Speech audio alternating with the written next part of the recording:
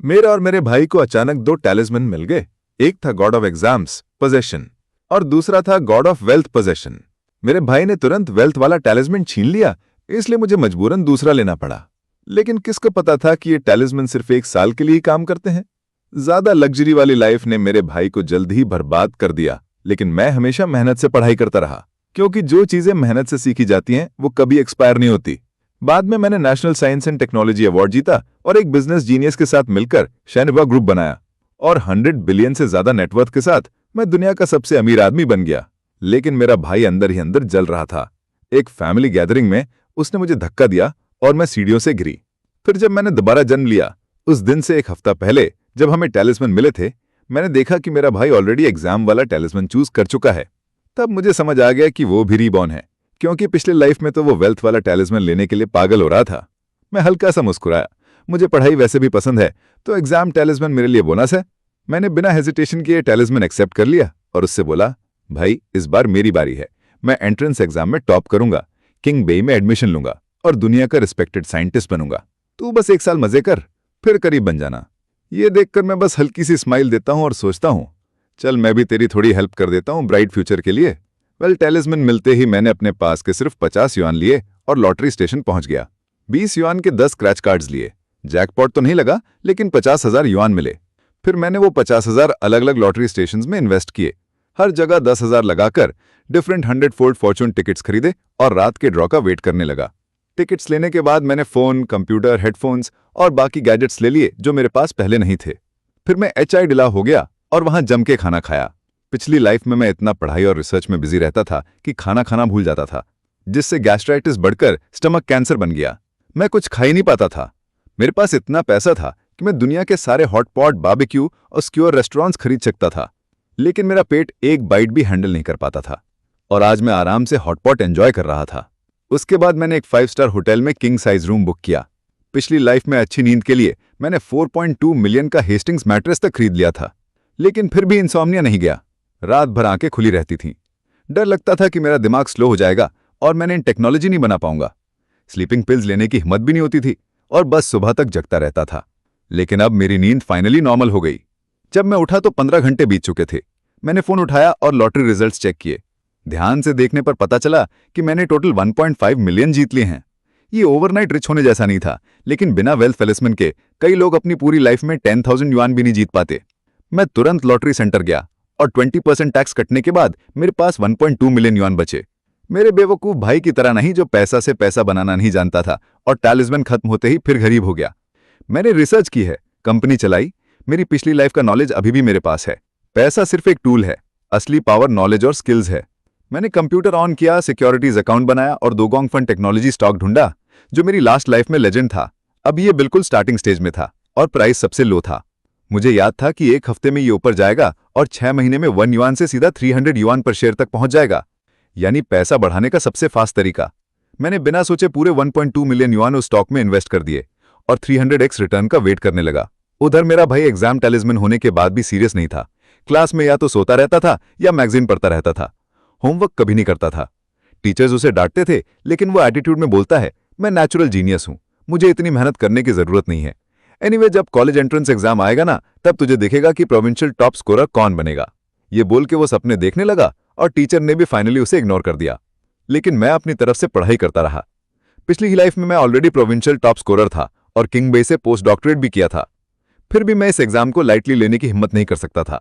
लेकिन इस बार मेरा गोल किंग बेई नहीं था, और सबसे इंपॉर्टेंट बात, मैं बिल्कुल भी अपनी पिछली लाइफ का सेम पाथ रिपीट नहीं करना चाहता था। जब हेवन ने मुझे दोबारा चांस दिया है तो सेम रास्ता चलना बेकार है, और इस बार मैं बिल्कुल नहीं चाहता था कि मेरी मुलाकात लियू रुवान से हो। वो टेक जीनियस लड़का और बिजनेस जीनियस लड़की, दोनों का सोर्स क्रिएटर। कॉम्बिनेशन दुनिया को परफेक्ट लव स्टोरी लगता था, जैसे कोई मिथ हो।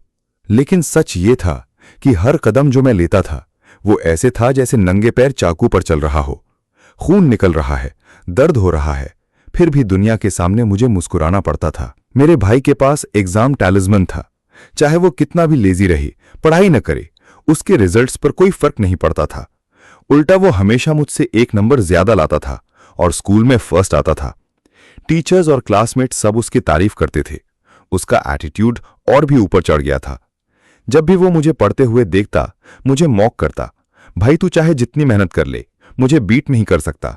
बेटर है पढ़ना छोड़ दे और अपने बेचारे वेल्थ टैलेंट से लॉटरी टिकट्स खरीद, 1 साल मजे कर और फिर गरीब बनने का वेट कर। मैं उसे कंप्लीटली इग्नोर करता रहा। मेरे स्टॉक्स ऑलरेडी 100x बढ़ चुके थे और मेरे अकाउंट में 400 मिलियन से ज्यादा फंड हो चुका था। मुझे लैविश लाइफ में इंटरेस्ट नहीं है। मुझे बस दिन में 3 टाइम अपना पसंद का खाना और एक अच्छी नींद चाहिए। और लॉटरी में अब और टिकट्स नहीं खरीदूंगा। दूसरों के लिए भी चांस रहना चाहिए।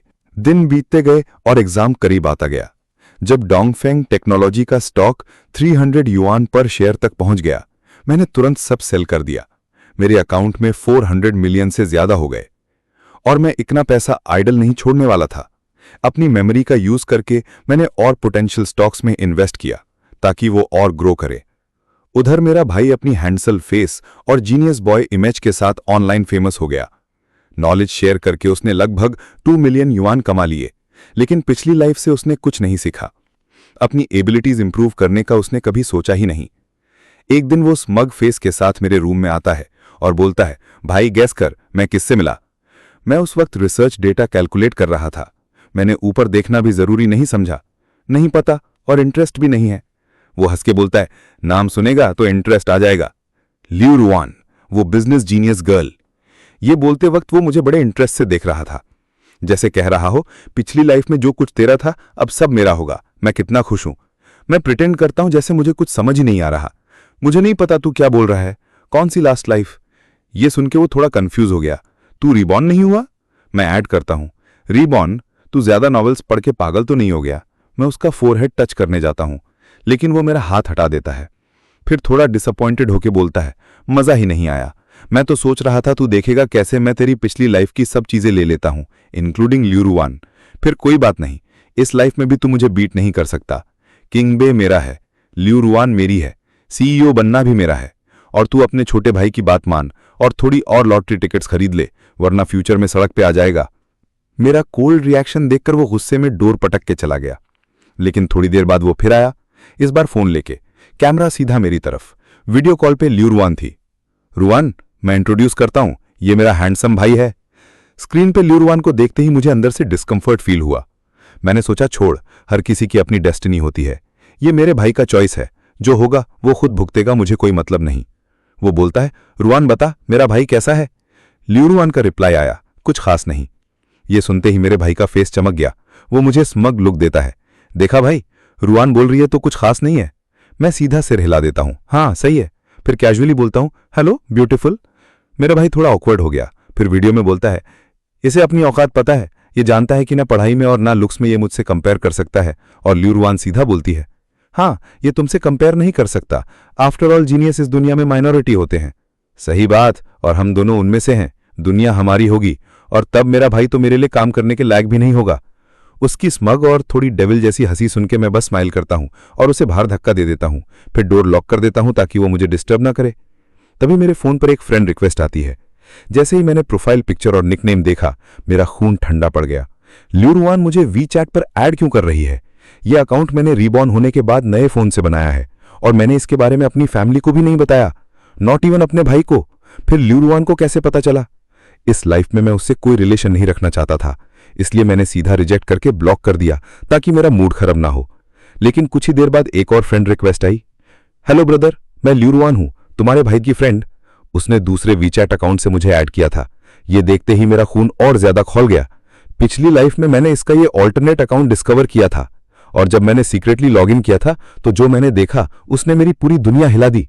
दुनिया की नजर में लियू रुआन एक परफेक्ट लड़की थी, अच्छा फैमिली बैकग्राउंड, अच्छी तरह से एजुकेटेड, काइंड हार्टेड और ऐसा स्टारअप प्रोफेसर वो जिसको पाने के लिए सब दावेदार थे। परफेक्ट फिगर और एक बिजनेस जीनियस जिसे काउंटलेस लोग एडमायर करते थे। ऑनलाइन तो एक सॉन्ग भी वायरल था, शादी करनी है तो लियू रुआन से करो, और उसका हस्बैंड होने के नाते लोग मुझसे जेलस होते थे। लेकिन किसी ने यह नहीं देखा कि मैं कंट्री का highest science and technology award winner था। सब ने मेरी मेहनत इग्नोर करके मुझे सिर्फ लियू रुआन का हस्बैंड समझा। लेकिन सिर्फ मुझे पता था कि उसका हस्बैंड हमना खुशी नहीं बल्कि एक नाइटमेयर था। इतना बुरा कि मैं कभी उससे दोबारा कोई रिश्ता नहीं रखना चाहता, फिर भी वो मुझे घोस्ट की तरह हर्ट क्यों कर रही है। इससे बचने के लिए मैंने सीधा अपना वीट अकाउंट इग्नोर कर दिया। अगले दिन मेरा भाई फिर मेरे रूम में घुसता है। ब्रो, कल 520 है, यू रन मुझसे मिलने आ रही है। वो एक्साइटमेंट में बोलता है। वो बोल रही है मुझे एक अनफॉरगेटेबल रोमांटिक 520 भेगी। मैं तो बहुत एक्साइटेड हूं। मैं ठंडे टोन में रिप्लाई देता हूं, लेकिन मेरी रिएक्शन से वो सेटिस्फाई नहीं होता और मेरे शोल्डर्स पकड़ के पूछता है, क्या तू मुझसे जेलस है? मैं उसे देखकर हल्का सा हंसता हूं। अगर तुझे ऐसा लगता है तो मैं रोक नहीं सकता, लेकिन आज के बाद मेरे सामने ल्यू रुआन का नाम मत लेना। मुझे कोई इंटरेस्ट नहीं है। मेरा भाई गुस्से में आंखें फाड़ के बोलता है, मैं तुझे वार्न कर रहा हूं, जो चीज तेरी नहीं है उस पे नजर मत रख, और वैसे भी रूहान तुझे नीचा समझती है। मैं सीधा सर हिला देता हूं। हाँ सही है, वो तुझे ही पसंद करती है। तुम दोनों हमेशा के लिए साथ रहो, कभी अलग मत होना। मेरा भाई और ज्यादा स्मग हो जाता है। ऑफ कोर्स इस लाइफ में मैं और वो परफेक्ट कपल बनेंगे और तू बस पढ़ाई करता रहे। शायद मैं तेरे लिए एक अच्छी जॉब अरेंज कर दूं। मुझे समझ नहीं आता इसको इतना कॉन्फिडेंस कहाँ से आता है। एग्जाम टेलिसमैन होने के बाद भी वो कभी मेरी पिछली लाइफ का लेवल अचीव नहीं कर सकता, क्योंकि साइंटिफिक रिसर्च एग्जाम जैसा नहीं होता जहां सब इंस्टेंटली सॉल्व हो जाए। लेकिन मुझे ये एक्सपेक्ट नहीं था कि वो ल्यू युआन को घर ले आएगा। उस दिन जब मैं स्कूल से घर आया और अपना रूम खोला तो मैंने ल्यू रुआन को अंदर देखा और मैं सच में डर के पीछे हट गया। लिन फैन हेलो, वो अपनी सिग्नेचर स्माइल के साथ हाथ हिला के बोलती है। आम लड़के तो उसे देख के फिदा हो जाते, लेकिन मेरा दिल डर से तेज धड़क रहा था। मैं सीधा बोलता हूं, तुम कौन हो? कैसे मेरे रूम में आ गई? मैं प्रिटेंड करता हूं जैसे मैं उसे नहीं जानता और सीरियस फीस बना के पूछता हूं। वो खड़ी होती है और एक अजीब सिनिस्टर स्माइल देती है। ल्यू रुआन तुम्हारी फ्यूचर वाइफ। उसकी स्माइल बिल्कुल जहरीली सांप जैसी लग रही थी और मेरी रीढ़ की हड्डी तक ठंड पहुंच गई। तब मुझे समझ आ गया, सिर्फ मैं और मेरा भाई ही रिबर्न नहीं हुए, वो भी हुई है। तभी उसे मेरा वीचैट पता था। मैं खुद को काम करता हूं और इरिटेटेड टोन में बोलता हूं, यूरुआन तुम मेरे भाई की फ्रेंड हो, मेरी नहीं, प्लीज मेरे रूम से बाहर जाओ। वो सीधा बोलती है, लिनफैन एक्टिंग बंद करो। मुझे पता है तुम भी रिबॉर्न हो, वरना तुम्हें ये फॉर्मूला नहीं पता होता। ये बोल के वो मेरे डेस्क से ड्राफ्ट पेपर उठाती है और कॉन्फिडेंटली बोलती है। मेरा फेस हल्का सा पेल पड़ जाता है, लेकिन मैं तुरंत खुद को संभाल लेता हूं। This is university level math course. मुझे थोड़ा कैलकुलस आता है तो कोई बड़ी बात नहीं है। मैं काम बोलता हूं। ल्यू रुआन एक लिबरल आर्ट्स स्टूडेंट थी और उसे यूनिवर्सिटी लेवल मैथ का बेसिक भी नहीं पता था। वो ये तक नहीं समझ सकती थी कि मेरा फॉर्मूला कैलकुलस है या रिसर्च डाटा। तभी अचानक मेरा भाई कहीं से आता है और सीधा मुझे थप्पड़ मार देता है। उसकी आंखें लाल थी और वो पागल की तरह चिल्लाता है, भाई तो मेरी फ्रेंड के साथ ऐसे कैसे बिहेव कर सकता है? मैं भी बिना सोचे उसे वापस थप्पड़ चढ़ देता हूं। हर किसी को गंध अच्छी नहीं लगती। अपनी फ्रेंड को ले और मेरे रूम से निकल। वो और गुस्सा हो जाता है। तूने रवान को गंद बोला। मेरा भाई का फेस डार्क हो जाता है और वो ल्यू रुआन को खींच के ले जाता है। और मेरा भाई साइको है, इसकी बात मत सुनना। जैसे ही ल्यू रुआन मेरे पास से गुजरती है, मैं उसके मुंह पे थूक देता हूं जो मैं पहले से रोक रहा था। गाली देती है और मेरे भाई के साथ बाहर निकल जाती है। उसके जाने के बाद भी मेरा बेवकूफ भाई वापस आता है सिर्फ शो ऑफ करने के लिए और अपनी ब्लू डायमंड वॉच दिखाता है जो ल्यूआन ने गिफ्ट की थी। ये वॉच देखते ही मुझे फिर से उल्टी जैसा फील होता है। पिछली लाइफ में भी ल्यू रुआन ने मुझे ये वॉच दी थी और कभी उतरने नहीं दिया था। हर दिन इसे देखकर मेरा मन करता था अपना हाथ काट दो, लेकिन मैं कर नहीं पाता था। मैं ल्यू रुआन के खिलाफ लड़ ही नहीं सकता था। बस इसे एक शक की तरह पहन के जीना पड़ता था। मेरा भाई प्राउडली बोलता है, ये वॉच कम से कम 1 मिलियन की होगी। रिवान कितनी जेनरस है, मुझे गिफ्ट दिया, मतलब वो मुझे कितना वैल्यू करती है और मुझसे शादी करना चाहती है। रिवान कितनी जेनरस है, मुझे गिफ्ट दिया, मतलब वो मुझे कितना वैल्यू करती है और मुझसे शादी करना चाहती है। वो मेरे सामने वॉच फ्लॉट करता है और मेरा पेल फेस देखकर सोचता है मैं जेलस हूं। फिर गुस्से से बोलता रहे, भाई अब तू रुआन के साथ ऐसे बिहेव नहीं करेगा, इस लाइफ में वो सिर्फ मेरी होगी। मैं आंखें घुमाता हूं। कितनी बार बोलूं, मुझे लियो रुआन में कोई इंटरेस्ट नहीं है और प्लीज मेरे सामने उसका नाम मत लिया कर। जल्दी ही कॉलेज एंट्रेंस एग्जाम का दिन आ गया और मैंने टेस्ट इजीली दिया। शायद मैं पिछली लाइफ की तरह टॉप स्कोरर ना बन पाऊं, लेकिन टॉप 10 में जरूर आऊंगा।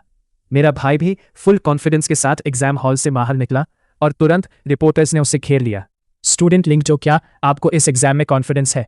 वो कॉन्फिडेंटली बोलता है, अगर कोई अनएक्सपेक्टेड चीज ना हुई तो मैं प्रोविंशियल टॉप स्कोरर बनूंगा, क्योंकि मैं चाइल्ड प्रोडिजी हूं। इतना सिंपल एग्जाम है, अगर मैं टॉप ना करूं तो प्रोडिजी नाम का क्या फायदा? रिपोर्टर्स इंप्रेस हो जाते हैं। हम रिजल्ट का वेट करेंगे, उम्मीद है आप टॉप स्कोरर लाएंगे।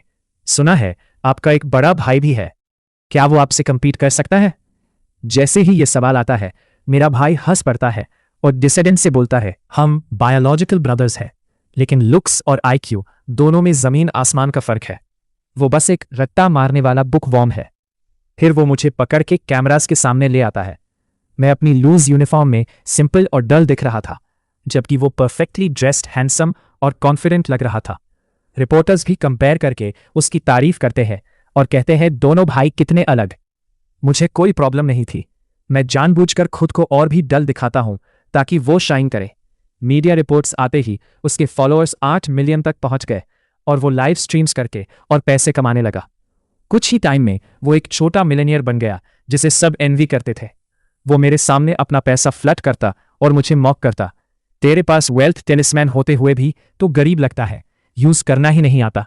ऑब्वियसली मैं उससे नहीं बताता कि मेरे स्टॉक इन्वेस्टमेंट्स ऑलरेडी 1.2 बिलियन तक डबल हो चुके हैं और जब ये 3 बिलियन पहुंच जाएगा तब मैं अपना बड़ा मूव करूंगा, और तब चाहे 10 लियो रुआ भी आ जाए, मुझे कोई फर्क नहीं पड़ेगा।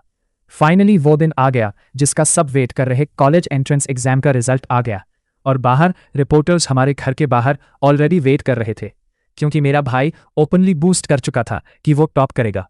इसलिए रिजल्ट जो भी हो वो हॉट टॉपिक बनने वाला था और मैं अननेसेसरी अटेंशन से बचने के लिए चुपचाप दूर चला गया। रिजल्ट्स ऑफिशियली रिलीज होने से पहले ही मुझे 2 टॉप यूनिवर्सिटीज किंग बे के एडमिशन्स ऑफिस से कॉल्स आए। उन्होंने मुझे वार्मली इनवाइट किया अप्लाई करने के लिए और काफ़ी जेनरस ऑफर्स भी दिए। ये कॉल्स बिल्कुल मेरी लास्ट लाइफ जैसे ही थे, इसलिए मुझे श्योर था कि मैंने अच्छा परफॉर्म किया है। मैंने पोलाइटली किंग बे का ऑफर डिक्लाइन कर दिया और बोला कि मैं नेशनल डिफेंस यूनिवर्सिटी ज्वाइन करना चाहता हूं। देशभक्ति के जज्बे के साथ मैं कंट्री सर्व करना चाहता था। यह मेरा लास्ट लाइफ का सपना भी था, लेकिन तब मैं हमेशा लियोर वॉन के कंट्रोल में था और उसके पर्सनल डिजायर्स का टूल बन गया था। इस लाइफ में मैं खुद को फिर से उस सिचुएशन में नहीं डालूंगा और चिंगबे यूनिवर्सिटी के प्रेस्टीज के पीछे नहीं भागूंगा। मैं लियोर वॉन से कोई कनेक्शन नहीं रखूंगा, मुझे फ्री रहना है। फाइनली कॉलेज एंट्रेंस एग्जाम के रिजल्ट्स आ गए और पहले की तरह एक पॉइंट भी इधर उधर नहीं हुआ। मेरे भाई का स्कोर अब भी मुझसे 1 पॉइंट ज्यादा था। वो प्रोविंशियल टॉपर बन गया और उसने पब्लिकली क्लेम किया कि मेरी सक्सेस उसकी ट्यूटरिंग की वजह से है। जब लोगों ने मुझसे पूछा तो मैंने भी वही जवाब दिया। उसे जितनी ग्लोरी चाहिए थी वो ले सकता था, मुझे फर्क नहीं पड़ता। उसका जीनियस पर्सोना और स्ट्रांग हो गया और उसके फैंस और बढ़ गए। जब कॉलेज अप्लाई करने का टाइम आया तो मेरे भाई ने सीरियस टोन में मुझे वार्न किया, ब्रदर मैं जिंगबे जा रहा हूं, अपनी औकात समझ लेना और मेरे साथ सेम स्कूल में मत आना, वरना मेरी ब्रिलियंस तुम्हें ओवर शैडो कर देगी। मैंने स्माइल करके रिप्लाई दिया, टेंशन मत लो, मैं किंग में इंटरेस्टेड नहीं हूं, मैं नेशनल डिफेंस यूनिवर्सिटी अप्लाई कर रहा हूं, यही बेस्ट है। लेकिन जब तुम अप्लाई करो तो मेरे सामने ही करना, कहीं तुम अपनी बात से मुकर ना जाओ। मुझे कोई प्रॉब्लम नहीं थी, मैंने उसके सामने ही अप्लाई कर दिया और नेशनल डिफेंस यूनिवर्सिटी में बायोकेमिकल और न्यूक्लियर एनर्जी टेक्नोलॉजी चूज किया। ये वही मेजर था जो मैंने लास्ट लाइफ में पढ़ा था, लेकिन तब मुझे इसे कमर्शियल पर्पस के लिए यूज करने पर मजबूर किया गया था और मैं देश सर्व नहीं कर पाया। जल्द ही मेरे भाई और लियोर वॉन ने ऑनलाइन हाई प्रोफाइल पोस्ट्स के साथ अपने रिलेशनशिप अनाउंस कर दिया और दोनों को चिंगबे यूनिवर्सिटी में अर्ली एडमिशन मिल गया। जीनियस बॉय और बिजनेस प्रोडिजी गर्ल की जोड़ी ने मेरे भाई को फिर से मैसिव फैंस और ट्रैफिक दे दिया और उसकी पॉपुलैरिटी A-लिस्ट सेलिब्रिटी आइडल्स को टक्कर देने लगी। जब मैंने देखा कि उनके अर्ली एडमिशन नोटिसेस आ गए हैं लेकिन मेरा नहीं आया और नेशनल डिफेंस यूनिवर्सिटी ने मुझे इंटरव्यू के लिए कांटेक्ट भी नहीं किया तो मुझे कुछ गड़बड़ लगा। मैंने कॉलेज एप्लीकेशन सिस्टम में लॉगिन किया और शॉक हो गया देखकर कि मेरी इकलौती choice national defence university cancel हो चुकी थी और उसकी जगह एक बहुत ही बेकार वोकेशनल कॉलेज डाल दिया गया। मेरा दिल टूट गया। मैं तुरंत रूम से बाहर भागा और अपने भाई को पकड़ लिया जो खुशी से चमक रहा था। लिंजो, तुम्हारी हिम्मत कैसे हुई मेरी एप्लीकेशन चेंज करने की? मेरे भाई ने मुझे बेपरवाह अंदाज में धक्का दे दिया और बोला, हाँ मैंने चेंज किया तो क्या, मैं तुम्हारे इकलौते भाई हूं। मैं तुम्हें कंट्री को नहीं देना चाहता और पेरेंट्स की जिम्मेदारी सिर्फ मुझे नहीं उठानी। वैसे भी तुम सिर्फ वोकेशनल कॉलेज के लायक हो। गुस्से में मैंने उसे जोर से थप्पड़ मार दिया और बोला, ठीक है फिर देखते हैं तुम कितने लायक हो। ऑब्वियसली मैं अपने आप को नेशनल डिफेंस यूनिवर्सिटी जाता है। यूनिवर्सिटी में एडमिशन लेने से रोकने नहीं दे सकता था। जहां जाने का मैं सपना देख रहा था, सिर्फ वहां जाकर ही मैं ल्यू वॉन से सच में फ्री हो सकता था। लास्ट लाइफ में मेरी नेशनल डिफेंस यूनिवर्सिटी के चांसलर से डीलिंग थी और मेरे पास उनका कॉन्टैक्ट भी था। मैंने उन्हें कॉल किया और अपनी सिचुएशन एक्सप्लेन की। उन्होंने मुझे कैपिटल आकर इंटरव्यू देने को बोला। मैंने तुरंत फ्लाइट बुक की और प्लेन में बैठ गया। कैपिटल पहुंचकर मैं चांसलर से मिला और मेरी बात सुनने के बाद उन्होंने तुरंत एक्सेप्शन देकर मुझे एडमिट करने का ऑफर दे दिया। उन्होंने मुझे यह भी प्रॉमिस किया कि अगर मैं खुद रिसर्च फंड कर सकता हूं तो वो मुझे बायोकेमिकल और न्यूक्लियर एनर्जी की टीम देंगे। मेरे स्टॉक एसेट्स ऑलरेडी 3 बिलियन तक पहुंच चुके थे, इसलिए फंडिंग कोई प्रॉब्लम नहीं थी। मुझे सिर्फ एक प्लेटफॉर्म और टैलेंटेड टीम चाहिए थी। लेकिन जब मेरे भाई को पता चला कि मैं नेशनल डिफेंस यूनिवर्सिटी ज्वाइन कर रहा हूं तो वो कंफ्यूज होकर बोला, तुम अपनी मेरिट पर नेशनल डिफेंस यूनिवर्सिटी में कैसे एडमिट हो सकते हो? मैं बिना जवाब दिए अपना सूटकेस लेकर घर से निकल गया। जाने से पहले मैंने मुड़कर उसे याद दिलाया, हमारे गुड लक चार्ज अब एक्सपायर होने वाले हैं। किंग बे में एंट्रेंस एग्जाम होगा जो एबिलिटीज टेस्ट करेगा। अपनी असली सच्चाई बाहर मत आने देना। यह सुनते ही मेरे भाई के चेहरे पर एक पल के लिए घबराहट आई, लेकिन वो जल्दी संभल गया और बेपरवाह टोन में बोला, मुझे ऑलरेडी एडमिशन मिल चुका है। मुझे नहीं लगता वो मुझे निकाल सकते हैं। आखिर में 10 मिलियन फैंस वाला इंटरनेट सेलिब्रिटी हो, वो इतने टैकलेस नहीं होंगे। जो भी हो, मैं अपना सूटकेस घसीटता हुआ सीधा अपने सपने की तरफ बढ़ गया, जहां मैं देश की रक्षा में योगदान देना चाहता था। जैसे ही मैं प्लेन से उतरा, मेरा फोन बजा और अननोन नंबर देखकर मुझे लगा नेशनल डिफेंस यूनिवर्सिटी का कॉल होगा। लेकिन फोन पर ल्यू रांग की मीठी लेकिन खतरनाक आवाज सुनाई दी। लिनफान, मैं डिमांड करती हूं कि तुम तुरंत नेशनल डिफेंस यूनिवर्सिटी से विड्रॉ हो जाओ, वरना मैं तुम्हारे भाई की जिंदगी नरक बना दूंगी। मेरी लास्ट लाइफ में भी ल्यू रवान ने मेरे भाई की जिंदगी का यूज करके मुझे थ्रेटन किया था। तब मैंने भाई के रिश्ते कोंस दिया और उसे अपनी वीकनेस बना लिया। लेकिन इस लाइफ में वो हर मोड़ पर मुझे नीचा दिखाने की कोशिश करता रहा और उसने मेरी एप्लीकेशन तक बदल दी, जिससे मेरे अंदर बची हुई थोड़ी सी फैमिली फीलिंग भी खत्म हो गई। अब मुझे उसकी जिंदगी या मौत से कोई फर्क नहीं पड़ता, खासकर अगर उसका मतलब ल्यू रवान से डील करना हो। तो मैंने ल्यू रवान से एक शब्द भी और नहीं बोला, सीधा कॉल कट किया, उसका नंबर ब्लॉक किया और फोन बंद कर दिया। स्कूल पहुंचकर रजिस्ट्रेशन के वक्त चांसलर ने मुझे अपने ऑफिस बुलाया और कंप्लेंट लेटर्स का एक ढेर मेरे सामने रख दिया और बोला, इन सब लेटर्स में तुम पर गलत कैरेक्टर और चीटिंग के एक्यूजेशन है, तुम क्या कहते हो? मुझे तुरंत समझ आ गया कि ये सब ल्यू का काम है, क्योंकि वो जानती थी कि अगर मैं नेशनल डिफेंस यूनिवर्सिटी ज्वाइन कर गया और स्टेट प्रोटेक्टेड रिसर्चर बन गया तो वो कभी मुझे कंट्रोल या एक्सप्लॉइट नहीं कर पाएगी। मैंने लेटर्स खोलने की जरूरत नहीं समझी और शांत रहकर चांसलर की तरफ देखा। चांसलर, मेरा कॉन्शियस बिल्कुल क्लियर है, अगर आपको डाउट है तो आप मुझे प्रोविजन पर रख सकते हैं। चांसलर ने मेरे कंधे पर हाथ रखा और मुस्कुराते हुए बोला, मैंने तुम्हें खुद रिक्रूट किया है, मुझे तुम पर भरोसा है और मुझे उम्मीद है तुम देश की रक्षा में योगदान दोगे। हमें तुम जैसे टैलेंट की जरूरत है। फिर उन्होंने बाहर की तरफ इशारा किया। मैं मुड़कर देखा तो दरवाजे पर वही चेहरा था जो 2 जिंदगियों से मेरे सपनों में था। मेरा दिल तेज धड़कने लगा। वो थी निंगबिंग, मेरी छोटी सी लड़की जैसी अपनी सी लगने वाली। चांसलर ने उसे इंट्रोड्यूस करते हुए कहा, यह तुम्हारी टीम ज्वाइन करना चाहती है, देख लो तुम्हें चाहिए या नहीं। मैंने बिना एक सेकंड सोचे एक्साइटेड होकर सर हिलाया, मुझे चाहिए। मैं नेशनल डिफेंस यूनिवर्सिटी में आने के लिए इतना डिटरमिन सिर्फ देश की रक्षा के लिए नहीं बल्कि बिंग बिंग के लिए भी था। मैं उसके साथ काम करना और उसके साथ जीना चाहता था। थैंक यू जूनियर लिंग, प्लीज आगे मेरा ख्याल रखना। बिंग बिंग ने अपना हाथ मेरी तरफ बढ़ाया। मैं थोड़ा नर्वस होकर उसका हाथ पकड़ा और जैसे ही मैं हाथ वापस लेने वाला था उसने अचानक मेरा हाथ जोर से पकड़ लिया और चमकती आंखों से मुझे देखते हुए बोली, लिनफैन, मैंने तुम्हारा बहुत लंबा इंतजार किया है। मैं हैरान होकर उसे देखने लगा। तुम मुझे जानती हो? वो हल्की सी मुस्कुराकर बोली, मैं तुम्हें बहुत बहुत पहले से जानती हूँ। इतना लंबा जैसे पूरी जिंदगी बीत गई हो। निंगबिंग ने मुझे गहरी नजर से देखा। उसकी आंखों में एक अलग सी चमक थी। मैं समझ गया वो भी रिबॉर्न थी। मैंने हमेशा सोचा था कि मेरी फीलिंग्स उसके लिए सिर्फ एक तरफ से है, लेकिन मैंने कभी एक्सपेक्ट नहीं किया था कि वो भी मेरा इंतजार कर रही होगी। मेरी आंखें हल्का सा नम हो गई। मैंने झुककर उसे प्यार से देखा और कहा, तो क्या मैं तुम्हें हक कर सकता हूँ? निंगमिंग ने अपने हाथ खोल दिए और सीधा मेरी बाहों में आ गई। उसके दिल की धड़कन महसूस करके मुझे लगा जैसे मैं एक ऐसे सपने में हूं जिसे मैं कभी जागना नहीं चाहता। जल्द ही मैं और बिंगबिंग ने एक रिसर्च टीम बना ली और अपनी पास्ट लाइफ की मेमोरीज के बेस पर हमने उन टैलेंटेड लोगों को रिक्रूट किया जो अभी यंग थे लेकिन फ्यूचर में बहुत बड़ा नाम करने वाले थे। रिसर्च फंडिंग मेरी खुद की थी, इसलिए मैं उसे फ्रीली यूज कर सकता था। हमारी टीम का हर प्रोजेक्ट बहुत स्मूथली चला और एक के बाद एक ब्रेक थ्रूज आए, जिससे हमने दुनिया के बाकी देशों को पीछे छोड़ दिया और अपने देश की डिफेंस कैपेबिलिटी को काफी स्ट्रांग बना दिया, जिसकी वजह से वेस्टर्न कंट्रीज स्पेशली कंट्री एम मेरी टेंशन में आ गए।